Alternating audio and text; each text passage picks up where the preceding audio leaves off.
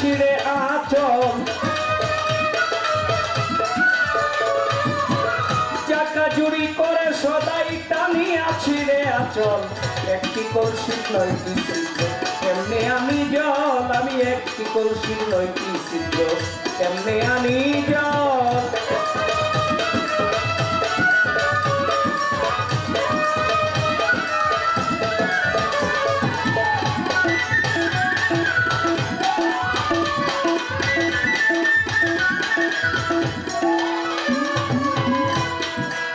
10 মাসের গর্ভবতী প্রাণেতে আশঙ্কায় অতি কখন জানি কালো বিষে করিয়া দিবে অচল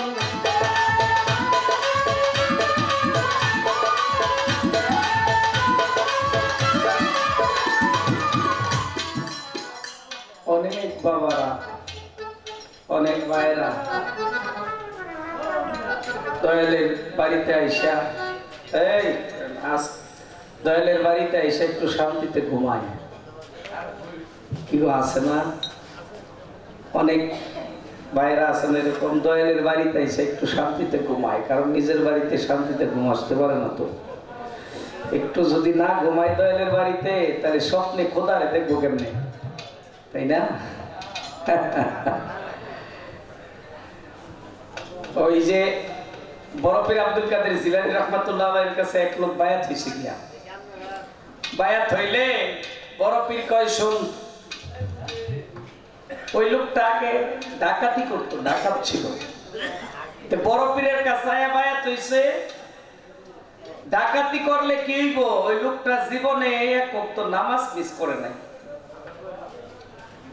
এক ওয়াক্ত নামাজ মিস করে নাই কিন্তু ডাকাতি তার পেশা বড় পীরের কাছে বায়াত হইছে বায়াত হওয়ার পরে আমার বড় পীর বলতেছে যে আজ থেকে ডাকাতি তো করতে পারবি না সারা জীবনের জন্য ডাকাতি ছেড়ে দিবি এক আর 2 নাম্বার কত হইতাছে আর জীবনে নামাজও পড়বার পাইতি না কোনোদিন তোর নামাজও নিষেধ আজ থেকে এখন ডাকাইতে মুরিদ হইয়া যায় আর মনে মনে কয় ডাকাতি করতাম না ঠিক আছে কিন্তু নামাজ তো ছাড়তে পারবো না ছোট থেকে আমি এক ওয়াক্ত নামাজ কোনোদিন কাজা করি নাই পীর সাহেবের কোয়ার দরকার কইছে আমি যেটা পারি মানবো আর যেটা পারতাম না এটা মানতাম না এখন বাড়িতে গেছে এই ভাই আস্তে কথা বলেন না নামাজের টাইম হইছে এখন ডাকাত তো ঠিকঠাক পারে না কয়েছে ডাকাতি নাই করলাম কিন্তু নামাজ না পড়ে তো আমি থাকতে পারবো না কোন মতে 5 ওয়াক্ত নামাজের মধ্যে 4 ওয়াক্ত মিস করছে কাজা করছে পড়ে নাই এশার নামাজের আজান যখন দিছে কয় না পীরে না করছে 4 ওয়াক্ত পড়লাম না কিন্তু এশার নামাজ না পড়লে তো রাতে আমার ঘুম ধরতো না এশার নামাজ পড়ছে কিভাবে পড়ছে এই এশার নামাজ পড়তে গিয়েও মনে হইছে পীরের কথা যে পীরে তো না করছে তো আমি নামাজ পড়তাছি আচ্ছা নামাজ পড়ি তবে পুরাটা পড়তাম না খালি ফরজ পড়বো সুন্নতটা পড়তাম না ফরজ নামাজ পড়া সুন্নত না পড়েই রাতে শুয়ে ঘুমাই গেছে ঘুমের মধ্যে আমার দয়াল নবী আমার রাসূল পাক সাল্লাল্লাহু আলাইহি সাল্লাম আয়েশা বলে এই তুই সারাটা জীবন আমার সুন্নত আদায় করলি আর আজকে তুই আমার সুন্নত ছেড়ে দিলি তুই সুন্নত নামাজ না পড়ে ঘুমায় পড়লি ডাকাতটি ঘুম থেকে উঠে একটা দৌড় দিচ্ছে বড় পীরের বাড়ির দিকে দৌড়ে যে বড় পীরের পায়ে বসছে হুজুর সর্বনাশ হয়ে গেছে কয় কি হয়েছে কয় আমি তো আপনার হুকুম মানছি 4 ওয়াক্ত নামাজ পড়ি নাই এশার নামাজ যাও পড়ছি ফরজ পড়িয়া সুন্নত না পড়ে যায় ঘুমাইছি তখন ঘুমের করে তো দয়াল নবী নিজে এসে আমারে ধমকানি শুরু করছে এটা তুই কি করলি সারা জীবন আমার সুন্নত পালন কইরা আজকে তোর পীরের কথাই সুন্নত নামাজটা বাদ দিলি বড় পীরে কয় আরে গাদা তুই তো আসলেই গাদা কয় কেন হুজুর কয় তুই যদি ওই ফরজ নামাজটাও না পড়তি তাইলে খোদা নিজে এই তো আজকে দেখা করবে সুন্নত ছাইরা দিছিলি দয়াল নবী আইছে যদি ফরজ না পড়তি তাইলে স্বয়ং খোদা নিজে আসতে তোর কাছে এ বাবা পীরের হুকুমটা এরকমই পীরের হুকুমটা এরকমই ভক্তের কাছে পীরের হুকুমটা হইতেছে বড় ফরজ পীরের মুখের বাণী, পীরের হুকুম যদি কোনো ভক্ত বা শিষ্যের উপরে আসে, তাহলে পীরের হুকুমটা ভক্তের জন্য এটা খালি ফরজ না, এটা হয়ে যায় দায়মি ফরজ, বড় আকারের ফরজ। কবি জালাল খাঁ বলছে গানের শেষ অন্তরের মধ্যে, 10 মাসের গর্ভবতী প্রাণেতে আশঙ্কা অতি, কখন জানি কালো বিষে করিয়া দিবে অচল। অর্থাৎ প্রসব ব্যথার জ্বালা আর মরণের যন্ত্রণা, এই দুইটা পাশাপাশি।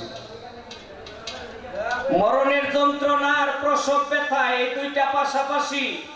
যে না মরছে হে তো আর জানে না মরণের যন্ত্রণা কারে কয়।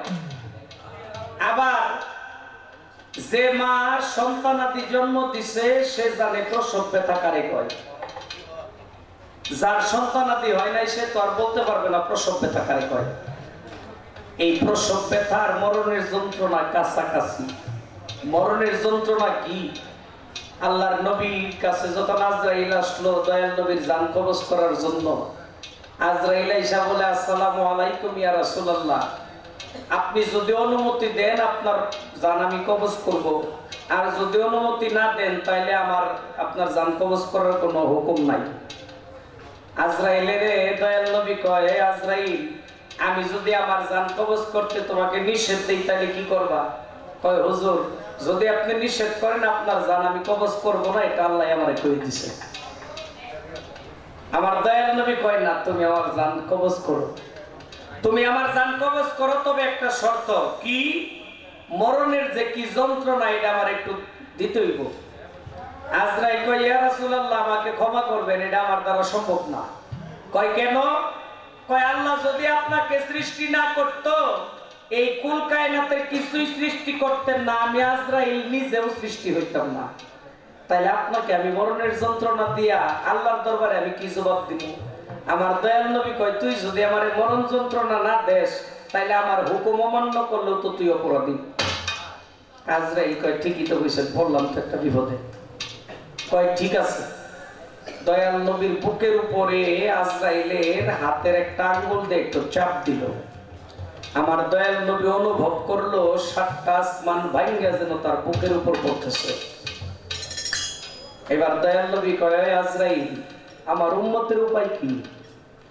তুমি সামান্য একটু নমুনা দেখাইলা, আমি অনুভব করলাম 7টা আসমান ভাঙ্গা আমার বুকে পড়তেছে, এত কষ্ট, এত যন্ত্রণা, আমার উম্মত কি করে কুলাইবে? আমার উম্মত কি করে এই যন্ত্রণা সহ্য করবে? দয়াল নবী যা করছে সবকিছু তার উম্মতের শিখার জন্য, উম্মতের কারণেই করছে। এবার আজরাইলে কয়, ইয়া রাসূলুল্লাহ আমি আপনাকে ওয়াদা দিলাম, আমি আপনার সঙ্গে ওয়াদা করলাম যারা সত্যিকারেই নাকি আপনার উম্মত, তাদের পিঞ্জর পাখিটা আমি এমন ভাবে বের করে নিব, একটা ছোট্ট বাচ্চা মায়ের স্তনের দুধ পান করে যে আরামে, এইরকম আরামের সহিত তাদের পাখিটা আমি বের করব। আর যারা মুহাম্মদী উম্মত না, তারা হারে হারে টের পাইব মরণ কারে কয় এবং কে আজরাইল কি জিনিস। এই জন্য জ্ঞানী লোকেরা বলছে, বাবা যার সব ভালো তার শেষ ভালো, যার সব ভালো তার, কি ঠিক না? এটা কিসের উপর ভিত্তি করে বলছে? ওই যে ওই বিদায়টা যার ভালো, ওই শেষ বিদায়টা যার ভালো তার সবকিছুই ভালো। আর এই শেষ বিদায়টা যার প্রস্রাব পায়খানা কইরা নাক মুখ তেইরা হইয়া চোখ মুখ উল্টায় দেয়া, তার সবকিছুই জানে না। অনেকেই দেখবেন মরার আগে প্রস্রাব পায়খানা কইরা নাক মুখ তেইরা হয়ে যায়, তাই না?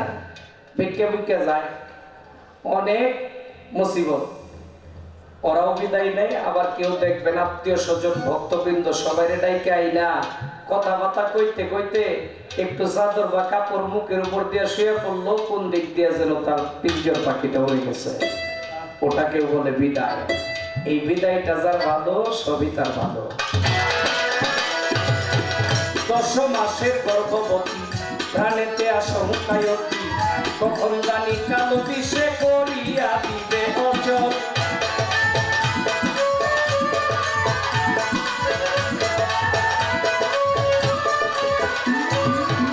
জালালে কয় 200 দিনে বিবাদ বাজে রাত্র দিনে,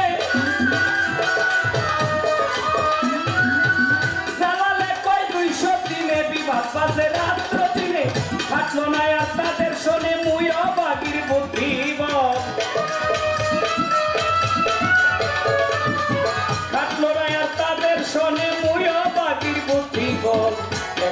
কলসির নয়টি ছিদ্র কেমনে আনি জল আমি একটি কলসির নয়টি ছিদ্র কেমনে আনি জল স্বামী মোরে পাঠায় আছে যে ঘাটে ইংরেজের কল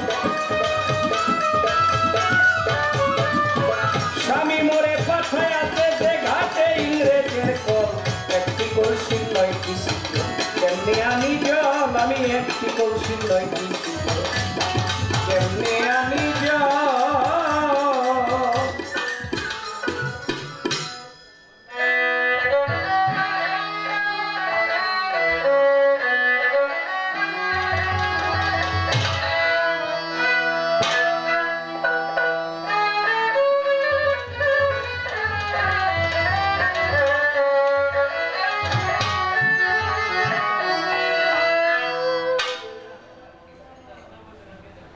আমার মধ্যে আমার মার অংশ, বাবার অংশ, আল্লাহর অংশ। এই সকল ঋণ আমার শোধ করে আমি আমার দয়ালের কাছে যাইতে হবে। সবার ঋণ যদি আমি শোধ করি তাহলে আমার বলতে আর কি থাকে? হাড্ডি রক মণি মগজ বাবার অংশ, গোস্ত পুস্ত লৌহ লোম মার, আর বাকি 10টি শক্তি আমার আল্লাহ। এই 18টা বস্তু যদি আমি যার যার যার সম্পদ তারে বুঝাইয়া দিয়া দিই, এরপরে আমার বলতে কি আছে? আমার বলতে একটা বস্তু আছে। কি? আমার রাসূল পাক সাল্লাল্লাহু আলাইহি সাল্লাম এই দুনিয়াতে আসার পর 50 বছর 3 মাস বয়সের সময়, অর্থাৎ 51 বছর বয়সের সময় দয়াল নবী যখন মেরাজে গেল, বোরাকে গেল নবী সিদরাতুল মুনতাহা পর্যন্ত। বোরাকে বলে, ইয়া রাসূলুল্লাহ আমার আর যাওয়ার কোনো পাওয়ার নাই। সিদরাতুল মুনতাহা থেকে রফরফ নামক একটা বাহন দিয়া আরো 70,000 নূরের পর্দা পাড়ি দিল। তারপর রফরফে বলে, হে আল্লাহর হাবিব আমারও আর যাওয়ার কোনো পাওয়ার নাই। আমার দয়াল নবী আল্লাহর হুকুমে একা একাই হাইটা যাওয়া শুরু করলো। যখন কাছাকাছি গিয়া পৌঁছাইছে, একটা আওয়াজ আসলো, হে আমার নবী, হে আমার দোস্ত,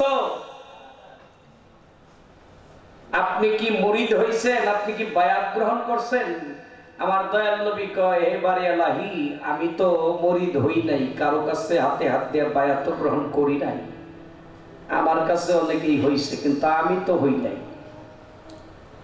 যারা নবুয়ত প্রাপ্ত নবী, তাদের এই দুনিয়ার মধ্যে বায়াত হওয়ার কোনো সিস্টেম নাই। আল্লাহর কাছ থেকে বায়াত প্রাপ্ত হয়েই তারা আল্লাহর হুকুম পালন করার জন্য এই দুনিয়াতে তাদের আশা। এবার আল্লাহ বলে, কোন বেমরিদান আমার সাক্ষাৎ পায় না। নবীর উপরে আদেশ আসলো যে আপনি চক্ষু বন্ধ করে আপনার হাত বাড়ায় দেন সামনে। দয়াল নবী 2 চোখ বন্ধ করে হাত বাড়ায় দিলেন। আরেকটা হাত আইসা তাকে ধরলো। ওখানে কিছু কথা বিনিময় হলো। তারপর নবী চোখ খুলে দেখলো ওখানে কেউ নাই। দয়াল নবী নিজেই এক হাতে আরেক হাত দিয়ে ধরে রাখছে। এইবার যখন আল্লাহর সান্নিধ্যে গেল, আমার আল্লাহ কয়, বন্ধু বন্ধুর কাছে আইলে, দুষ্ট দুষ্টর কাছে আসলে কিছু না কিছু নিয়ে আসে। আপনি আমার জন্য কি নিয়ে আসছেন? আল্লাহর লাগে কি কমলা আপেল নিলে খুশি হইব? টাকা পয়সা নিলে খুশি হইব? কারণ এইগুলি তো আল্লাহরই সৃষ্টি। আমার দয়াল নবী উত্তর দিল, হে বাড়ি আলাহি, আমি নিয়েই আসছি। আমি খালি আসি নাই, আমি আপনার জন্য কিছু নিয়ে আসছি। আল্লাহ কয়, কি নিয়ে আসছেন? আমার দয়াল নবী বলে, আত্তাহিয়াতু লিল্লাহি ওয়াস সালাওয়াতু ওয়াত তাইয়্যিবাত। যার ভাব অর্থ আমার আজিজি, আমার মিনতি, আমার ভক্তি আমি আপনার জন্য নিয়ে আসছি। প্রত্যুত্তরে আল্লাহ কয়, আসসালামু আলাইকা ইয়া আইয়ুহান নাবিয়্যু। এই আল্লাহ এবং কি রাসূলের এই লেনা দেনা দেখে তাৎক্ষণিক ফেরেশতারা সাক্ষী দেয়, আশহাদু আল্লা ইলাহা ইল্লাল্লাহু ওয়াহদাহু লা শারীকা লাহু ওয়া আশহাদু আন্না মুহাম্মাদান আবদুহু ওয়া রাসূলুহু। এই যে আমরা যে পড়ি না কালেমায়ে শাহাদাত, এই কালেমাটাকে বলা হয় সাক্ষী কালেমা। এই কালেমা মেরাজের রজনীতেই এর নাজিল। এর আগে দুনিয়ার মধ্যে এই সাক্ষী কালেমা ছিল না। আমি আমার মার অংশ, বাবার অংশ, আল্লাহর অংশ সবকিছু যদি দেয়া দেই, এরপরেও এই যে আমার মধ্যে যে আমার ভক্তি বিশ্বাস আমার প্রেম, এই আমার ভক্তিটা আমার বিশ্বাসটা আমার দয়ালের প্রতি আমার থাকবে, আর আমার এই ভক্তি বিশ্বাস দিয়েই আমি আমার দয়ালকে আমার করে নেব। আমার এই ভক্তি বিশ্বাস আমার এই আজিজি মিনতি একমাত্র আমার, এগুলো একমাত্র আমি আমার দয়ালকে দিতে পারি, এছাড়া আর কোনো সম্পদ আমার নাই।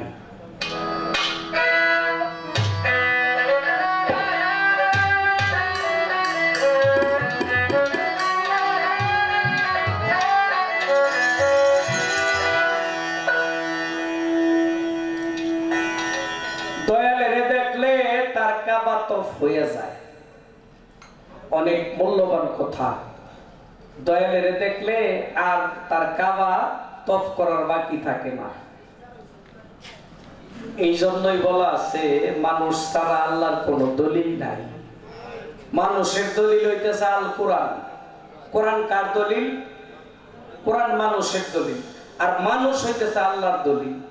এই মানুষ ছাড়া আল্লাহর কোনো দলিল নাই। খলিল কাবা কোন আর সুলাইমান পয়গম্বরের কাবা কোন? ওইগুলি কাবার চাইতেও উত্তম কাবা হইতেছে এই যে আপনার দেহ কাবাটা।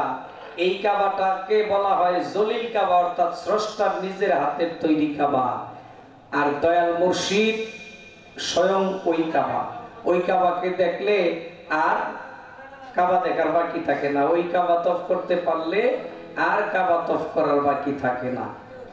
হাজি শুধু বাংলাদেশের মানুষই, বাংলাদেশ, ভারত, পাকিস্তান এই তিনটা রাষ্ট্রেই হাজি শব্দটা ব্যবহার করে, আর অন্যান্য কান্ট্রিতে হাজিটা ব্যবহার করে না।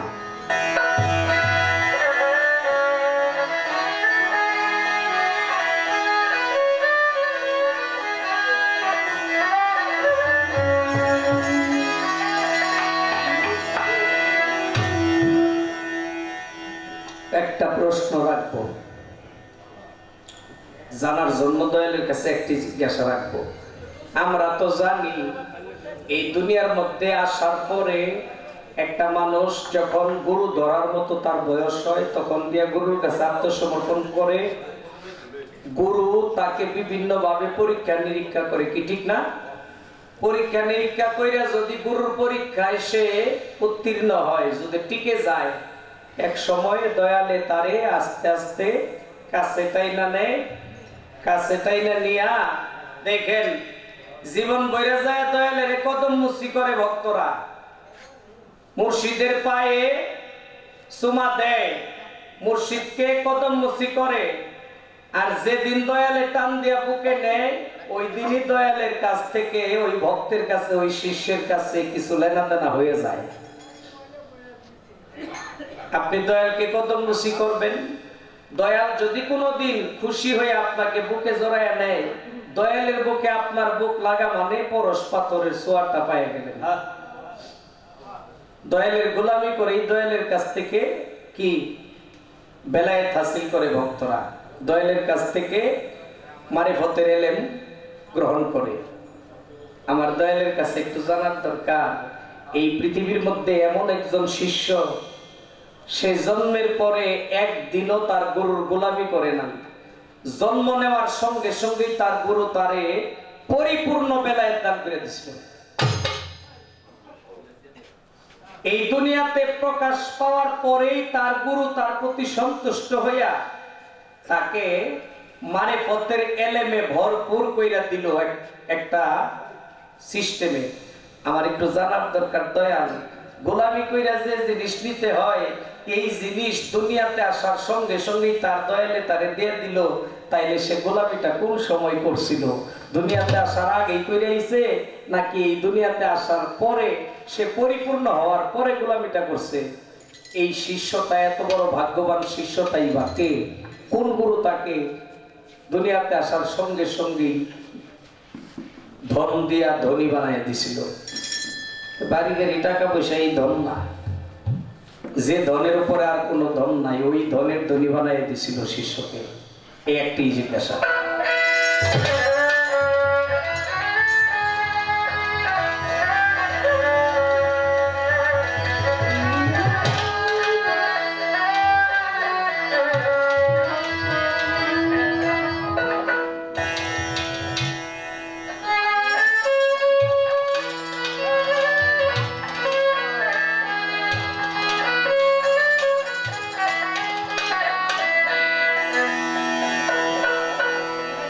আরো একটি বিচ্ছেদ গান রাখবো। আগেটা তো নায়রের গান ছিল, নায়র তো এখন তো গাড়ি গুড়ি দিয়ে যায়, যাক সমস্যা কি, চিঠিপত্র এখন মানুষ লেখে না, এই জন্য তো পোস্ট অফিস বন্ধ হয়েছে না। পোস্ট অফিস আছে যদিও চিঠি লেখে না, কিছু কিছু কর্ম আছে, কিছু কিছু নিয়ম আছে এখনো মোবাইলে এটা সমাধান হয় না, চিঠির মাধ্যমেই যায় অনেক ক্ষেত্রে। এখনো যারা ভাটির অঞ্চলে আছে নৌকা দিয়ে যাতায়াত করতে হয়, করা লাগে। আর মূল বিষয়টা হইতেছে সাধকের যে গানটা লেখা, এটা ওই নায়রের দিয়ে গানটা সাজাইছে, কিন্তু তার মনস্তব ওই নায়রের প্রতি ছিল না। যে নায়র গেলে মানুষ আর ফিরে আসে না, ওই নায়রের প্রতি ছিল।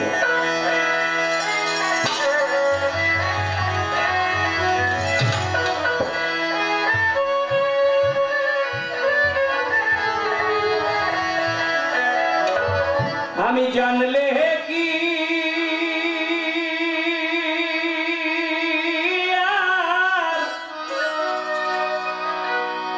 দিতাম গো তারে নব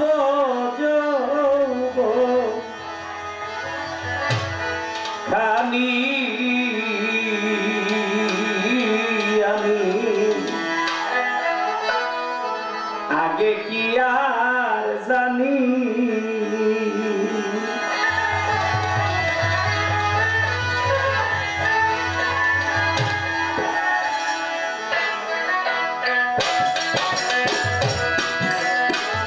জানলে কি আর দিতাম গো তারে নব যৌবন খানি, আমি আগে তো না জানি, আমি আগে তো না জানি।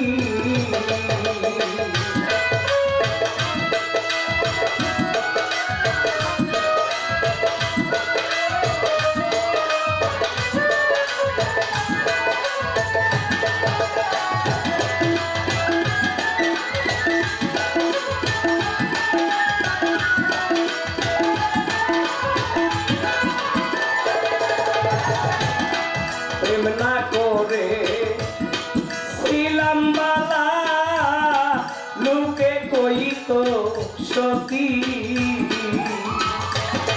প্রেম করিয়া এই ফল হইল আমার কপালে দুর্গতি।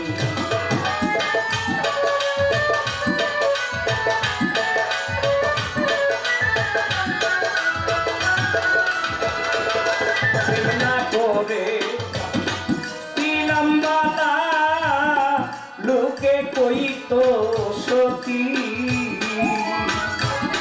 প্রেম করিয়া এই ফল হইল আমার কপালে দুর্গতি। প্রতিবেশী আমায় দেখিলে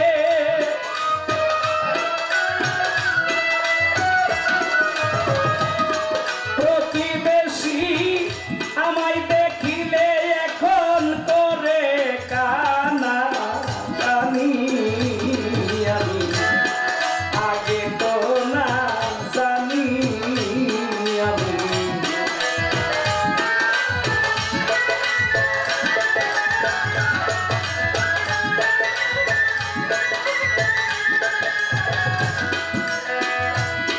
দ্রৌপদীর পঞ্চস্বামী লোকে সতী বলে,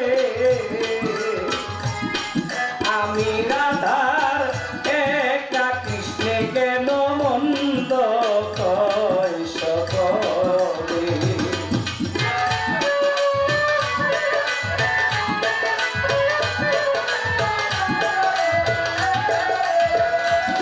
দ্রৌপদীর পঞ্চস্বামী লোকে সতী বলে, আমি রাধার একা কৃষ্ণে কেন মন্দ কয় সকলে। আমায় দেখে লোকে হাসে,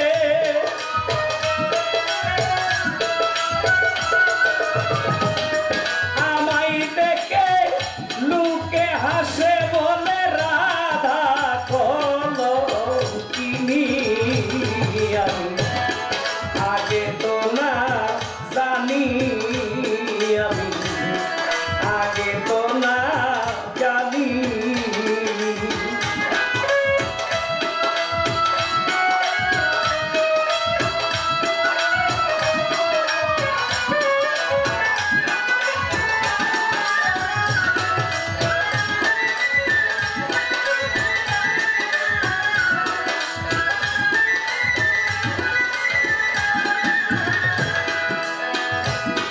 বৃন্দাবনে চতুর্পাশে অষ্ট সখীর বাড়ি সেখানেতে বিরাজ করে গোয়া আমার বংশীধারী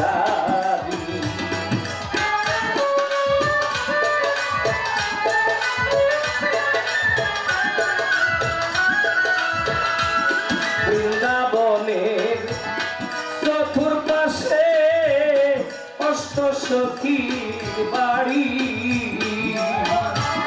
সেইখানেতে বিরাজ করে গোয়া আমার বংশীধার দিনের বেলায় শইয়া থাকি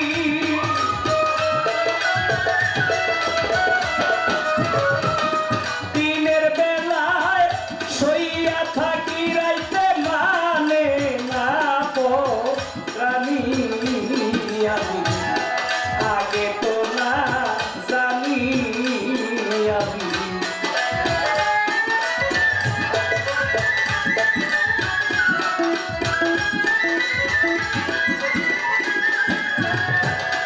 বাউলো চা নিয়াই কাঁদে না বুঝে প্রেম রীতি সন্ধ্যাকালে মেহমান সে যে বন্ধু কইরাছে ডাকাতি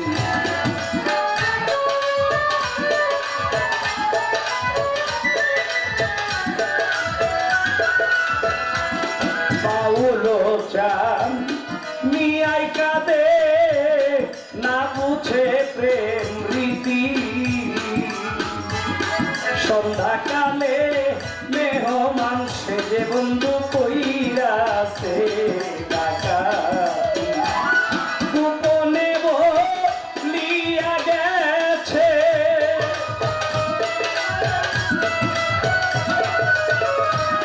গোপনে বলিয়া গেছে তার নামটি ও ক্রূর মনি আমি আগে তো না জানি আমি আগে তো না জানি জানলে কি আর দিতাম গো তারে নব যৌবন আমি আগে তো না জানি আগে তো না জানি আগে তো না জানি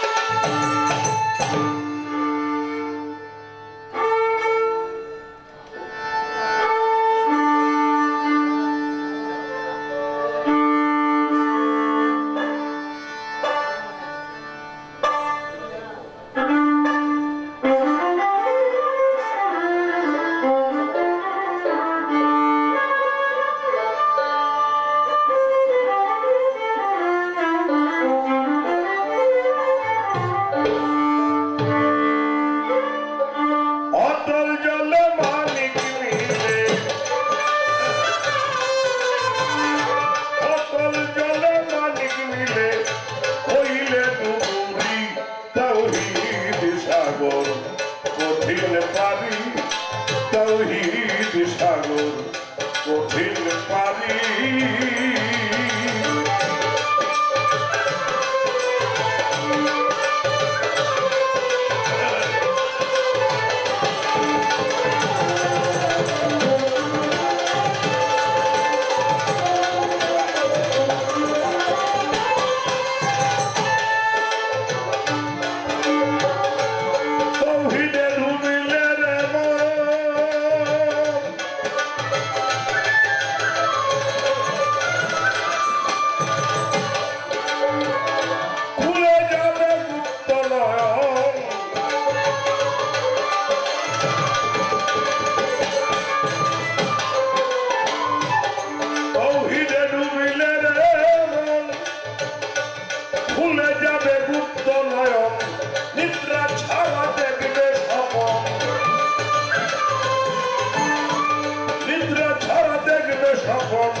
কলম হবে জারি তৌহিদ সাগর কঠিন পারি তৌহিদ সাগর কঠিন পারি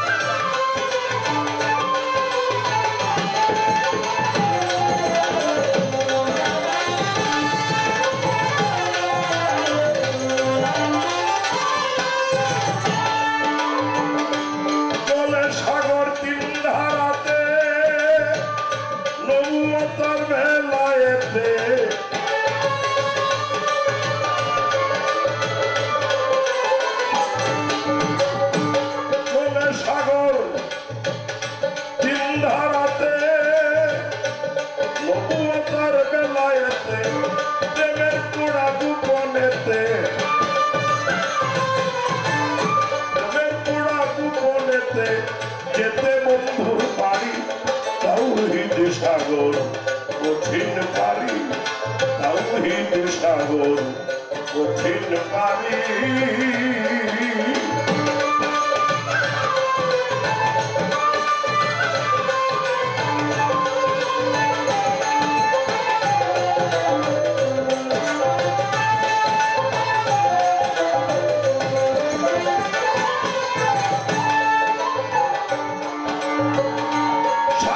সাধনার জুড়ে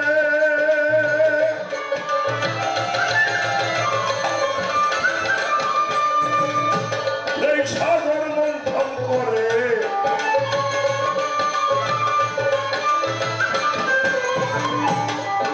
সাধক সাধনার জোরে সেই সাগর মন্থন করে না সাধিলে ডুবে মরে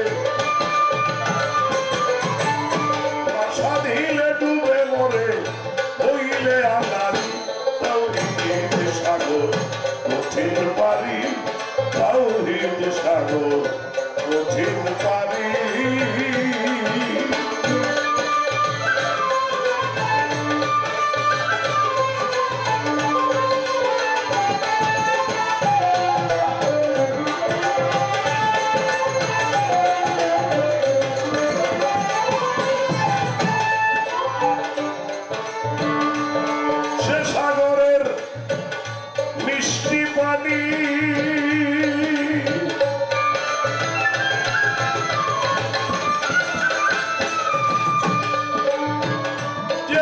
আছে যতখানি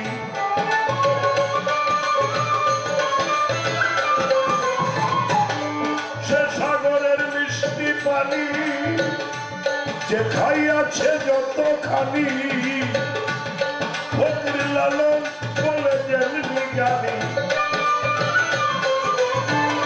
লালন বলে যেমনি জ্ঞানী তেমনি তার ফকিরি তৌহিদ সাগর কঠিন পারি তৌহিদ সাগর কঠিন পারি অটল জলে মানিক মিলে অটল জলে মানিক মিলে হইলে ডুবুরি তৌহিদ সাগর কঠিন পারি তৌহিদ সাগর কঠিন পারি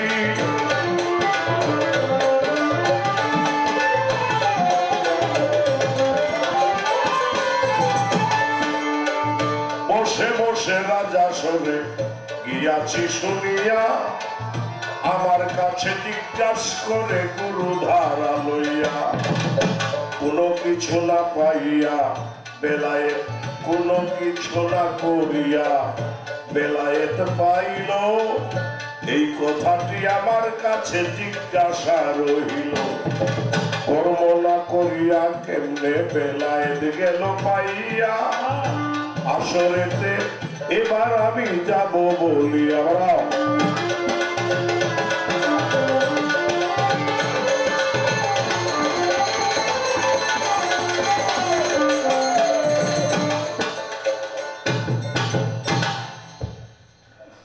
এর ছোট্ট একটা উদাহরণ দেওয়া যেতে পারে। জবাবের আগে কোনো খাটনি নাই, কর্ম নাই, বেলায়েত দিয়ে দিল। এটা কিভাবে? আমার যে সম্পদ আছে, এই সম্পদ কোন রকম সারা পাওয়া ছাড়া যদি আমি বারেকরে লেখিয়ে দিয়ে দিই উইল কইরা, তাইলে আমার নামে মামলা করার মতো কেউ নাই। সম্পদ আমারটা যারে ইচ্ছা তারে কোনো খাটাখাটনি ছাড়া দিয়ে দেব। এটা একমাত্র আমার এখতিয়ার, আমি দিতে পারি। যার ইচ্ছা, দয়ালের ইচ্ছা। 12 বছর কর্ম কইরাও কিছু পায় না, আর কিছু না কইরা সবকিছু পাওয়া যায়, এমন উদাহরণ বেলায়েতের যুগে আছে।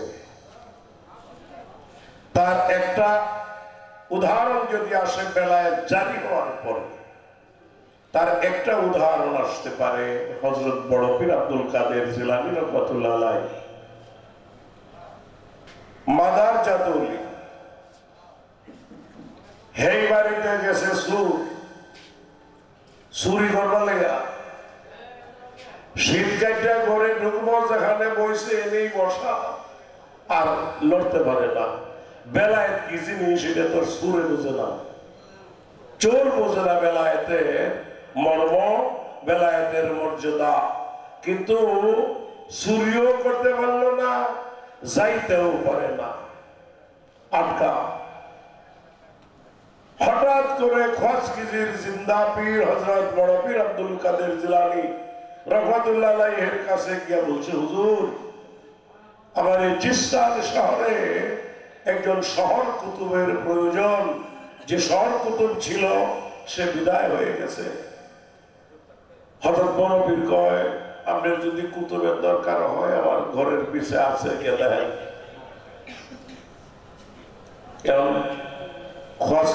ইসলাম ধ্যান করে দেখে এটা কোনো কুতুব না, এটা সুর। এখন খোয়াজকিজির কয়, হুজুর, আমি আপনার কাছে কুতুব চাইলাম, আপনি আমার সুর দেখাই দিলেন, আমি সুর নেব। কয়টা এটা সুর বই রয়েছে, এ আসছে আমার বাড়িতে চুরি করবার জন্য, চুরি করে ধনী হইব। আমি আমার জালালি দৃষ্টিতে এক নজর চাওয়ার পরেই অলির দপ্তরে ওর নাম লেখা হয়ে গেছে। এর চোর নাই, সে আউলিয়া হয়ে গেছে, আপনি তারে নিয়ে যান। গুরু কি জিনিস একদিন খাইতেও দেখলো না, পায় হইল বেলায়েত একটা শহর কুতুব হয়ে গেল। এর আগে যদি যাই, এর আগে আরেকটা বিষয় এখানে বলা আছে। আবু তালিবের স্ত্রী, তিনি অন্তঃসত্ত্বা, সন্তান গর্ভে, সে কাবা ঘরের পাশ দিয়ে যখন চলাফেরা করে, সন্তান হওয়ার প্রায় সময় কাছাকাছি তার প্রসব ব্যথা শুরু হয়ে গেল। মা তো বুঝতে পারছে এটাই তার প্রসব ব্যথা। বাড়ির দিকে যখন রওনা হয়, গায়ে দিয়ে আওয়াজ একটা তার কানে আসলো, এই তুমি কোথায় যাও? তো ওই দিকে যাও, মানে কাবা ঘরের দিকে যাও। এই প্রসব ব্যথা নিয়ে কাবা ঘরের ভিতরে যখন ঢুকে গেল, ঢুকে যাওয়ার সঙ্গে সঙ্গে অটোমেটিক কাবা ঘরে দরজাটা বন্ধ হয়ে গেছে। এই কাবা ঘরের ভিতরে প্রসব হলো মৌলা আলী। প্রসব হয়ে চোখ মেলে আর তাকায় না, কিছু খায় না। 3 দিন পর্যন্ত কাবা ঘরে এইভাবে ছিল। মায়ের সন্তানকে দেখে, কিছু খায় না, কেউ দেখে না। কাবা ঘরের দরজাটাও বন্ধ। মানুষ জানতে পারলো কাবা ঘরের দরজাটা বন্ধ হয়ে আছে, খুলতে পারে না। নবী করিম সাল্লাল্লাহু আলাইহি সাল্লাম সংবাদ পাইল, অন্যান্য নারীরাও এই সংবাদ পাইয়া রওনা হয়েছে। নবী করিম সাল্লাল্লাহু আলাইহি সাল্লামও রওনা হইলেন। তিনি কাবা ঘরের সামনে যাওয়ার সঙ্গে সঙ্গে অটোমেটিক দরজাটা খুলে গেল। খুলে যাওয়ার সঙ্গে সঙ্গে এরপরে নবী করিম সাল্লাল্লাহু আলাইহি সাল্লামকে বলতেছে মৌলা আলীর মা ফাতেমা বিনতে সাদ, যে বাবা, আমার এই যে সন্তানটা জন্ম নিল, আমার তো মনে হয় আমার এই সন্তানটা চোখে দেখে না, অন্ধ, কিছু খায় না। এই 3 দিন যাবৎ, এই 3 দিন যাবৎ একটা অনাহারী শিশু, এ তো মারা যাবে, আর যদি বাচ্চাও থাকে এ তো চোখে দেখে না। নবী করিম সাল্লাল্লাহু আলাইহি সাল্লাম বলল, চাচি, তোমার সন্তানটা আমার কোলে দাও। মৌলা আলীকে নবী করিম সাল্লাল্লাহু আলাইহি সাল্লামের কোলে যখন দিল, দেওয়ার সঙ্গে সঙ্গে প্রথমেই ডাক দিল আলী। চোখ মেলে তাকাইল, তাকায় নবী করিম সাল্লাল্লাহু আলাইহি সাল্লামকে সর্বপ্রথম দেখেছিলেন। এর আগে পৃথিবীর চন্দ্র সূর্য গ্রহ নক্ষত্র তিনি কিছুই আর দেখেন নাই। নবী করিম সাল্লাল্লাহু আলাইহি সাল্লামের জিহ্বা মুবারক মৌলা আলীর মুখে যখন ঠেলে দিলেন, এই জিহ্বা থেকে যে লালা বের হলো, এই লালাই সর্বপ্রথম পৃথিবীতে আইসা মৌলা আলী পান করেছিলেন। আর এই মৌলা আলীর কোলে থেকে নবী